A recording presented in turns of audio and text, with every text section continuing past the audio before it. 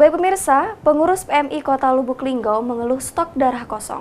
Ternyata salah satu penyebabnya adalah warga takut mendonor darahnya ke PMI. Selain itu ada juga yang enggan untuk donor darah karena takut sakit saat mendonor.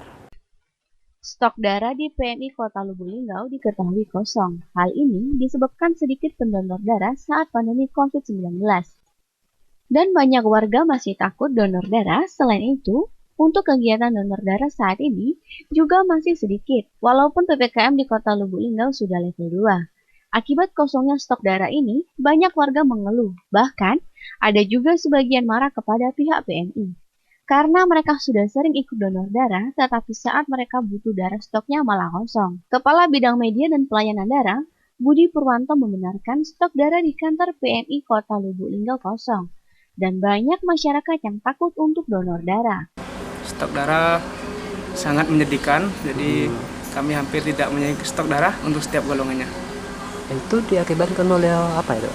Pendonor minim, minim, kegiatan juga prokesnya agak ketat.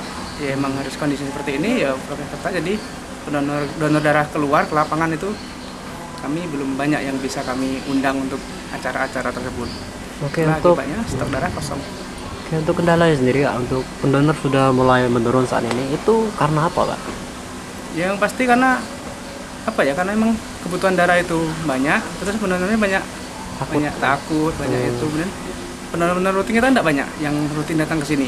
Biasanya kita kan adakan untuk kegiatan di luar kan, misalkan dari bank, dari pemerintahan, gitu. Untuk sementara ini ada tapi tidak banyak. Rajab Silampari TV melaporkan.